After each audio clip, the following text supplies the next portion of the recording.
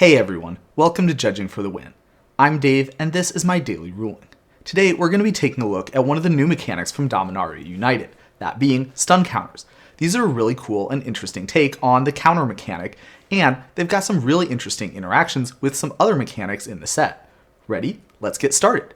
So before we get too deep into it, we're going to take a look at the comprehensive rules. That's right, unlike Domain, stun counters actually do have a rule in the comprehensive rules that spells out exactly how they work. So let's take a look at that and we'll see if there's anything interesting that we come up with. So let's see. The first thing that I notice is that it uses the word instead. That means that this is a replacement effect. And so generally, the idea behind stun counters is that if the creature would get untapped, then that doesn't happen, and rather than that, you take off a counter. And so knowing that this is a replacement effect tells us a couple of really important consequences about how this mechanic works. First of all, the event of untapping the permanent gets completely replaced by taking the counter off. And so what that means is that the permanent never gets untapped at all. It doesn't get untapped and then get tapped right away when you take the counter off or something like that. Rather, the permanent just stays tapped for the entire time. So that would mean that any triggered abilities that might trigger when the creature becomes untapped would not trigger at all. It also means that multiple stun counters stack. In other words, if you had a creature that had 2 stun counters on it, then because of the way replacement effects work, if you went to untap that creature, then there would be 2 different replacement effects that wanted to interact with that, one from each stun counter. Whoever controls that creature would get to choose which of those replacement effects apply. However, it doesn't really matter which one you apply first, because the 2 stun counters are both the same, right? However, the interesting thing is that after you apply one of those replacement effects, then the other one is not going to be applicable anymore. That's because the new event that's happening in the game does not involve untapping that permanent, which means that the replacement effect from the stun counter that you have not applied yet is not going to want to apply anymore. And so you're going to remove one stun counter, but the second stun counter is going to stay being on that permanent, ready to interact with the event if it were to try to untap again. Another thing that you can clearly see from looking at the rule that you might not have thought about already is that stun counters work on any kind of permanent, not just creatures. So even though all of the things in Dominaria United that put stun counters on permanents happen to put them on creatures, that doesn't mean that the stun counters would stop working if the thing that they were on wasn't a creature.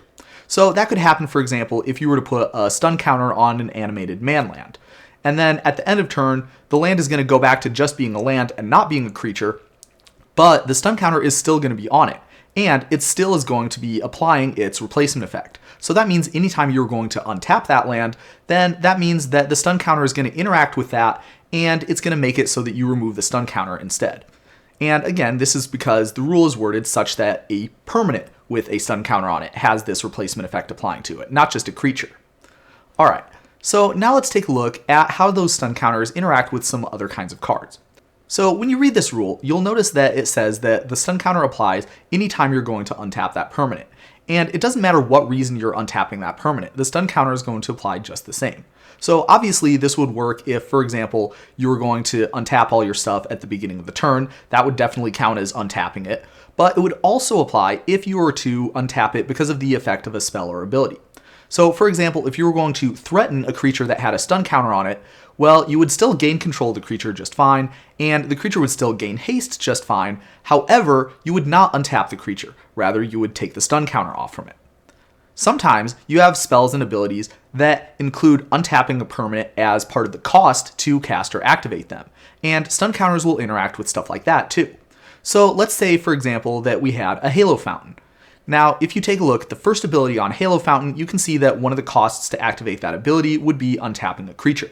So if you wanted to untap a creature that had a stun counter on it, then that would be a perfectly valid way that you could try to activate that ability. So when you went to actually pay that cost, then the actual physical action of untapping that creature would get replaced by removing the stun counter from it. However, fortunately, we do have this rule here, which indicates that even though the actions that you took to pay that cost got replaced with something else, the game still does consider that cost to have been paid. So that means that the Halo Fountain ability will still be considered to be activated, and it will still go on to resolve completely normally if you were to activate it this way. Now, I'm sure that a bunch of people probably have some light bulbs going off on their heads right now. They're thinking, hey, wait a sec, so does that mean that we could try to activate the second ability with the Halo Fountain if we only had one creature that had a stun counter on it? And unfortunately, the answer to that is no, you can't. And I talked about this a little bit when I did my video on Halo Fountain, but the basic premise is that if the cost involves untapping 2 creatures, then you would have to actually untap 2 creatures. You wouldn't be able to try to untap 1 creature 2 times. So it would not be possible for you to have a creature with a stun counter on it and activate the Halo Fountain's second ability with just that creature. Another thing that I wanted to point out is that unlike keyword counters, for example, the stun counters don't actually cause the creature to gain any ability.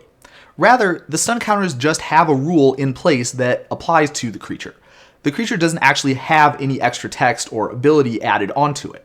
And so that means that if you had, for example, a grizzly bear with a stun counter on it, it would still be getting buffed with a Muruganda Petroglyphs, because it still has no abilities even while the stun counter is on there. Obviously, this would not be the same way if you had, for example, a flying counter or a death touch counter on that grizzly bears. Now that you've got some experience working with stun counters, why don't we try a couple of challenge questions to check everyone's understanding. So the first thing is, let's say that we had a smoke out, and our board consisted of a grizzly bears and another grizzly bears that had a stun counter on it. So what would happen during our untap step? In order to answer this question, it's important that you would know this rule here, which says that during the untap step, what actually happens is you have to first select which stuff is going to get to untap, and then after you do that, the game is going to actually untap those permanents. So a lot of people don't really know about this rule because it doesn't really come up very often, but here's a situation where it actually does.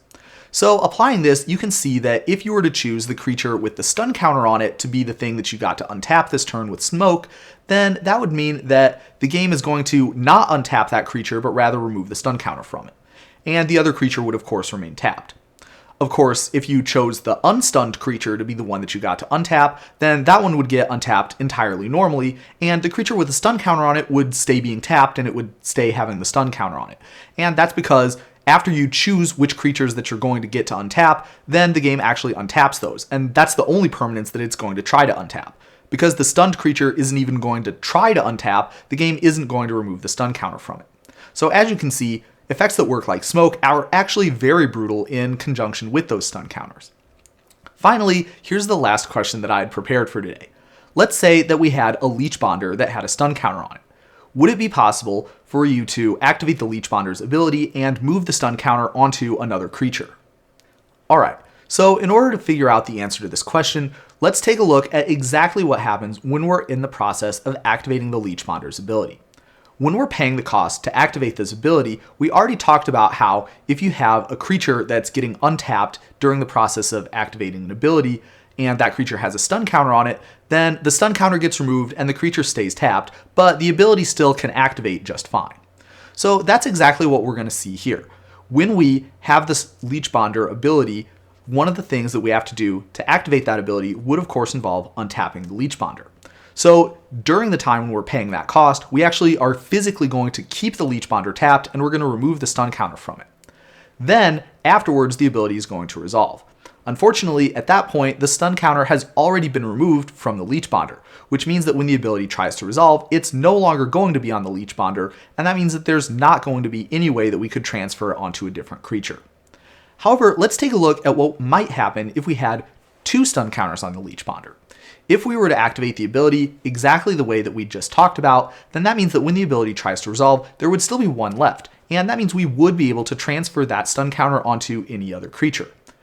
Now, another interesting thing is that maybe we don't want to do that, and if we wanted to hold priority and activate the Leech Bonder ability again, then we would be able to do that, and the Leech Bonder would stay being tapped, and the second stun counter would get removed from it. That would mean that we would have the ability to move both -1/-1 counters off from the Leech Bonder onto different creatures, and the Leech Bonder would still be tapped, which means that we would still be able to activate its ability one more time that same turn if we wanted to. Now that's a pretty interesting trick, isn't it? But that's all I have for you today. How did you do? Are there any other questions involving stun counters that I didn't cover? Leave them in the comments, and I'll do my best to answer all of them. Join me again next time for another daily ruling, but until then, I hope you have a great day.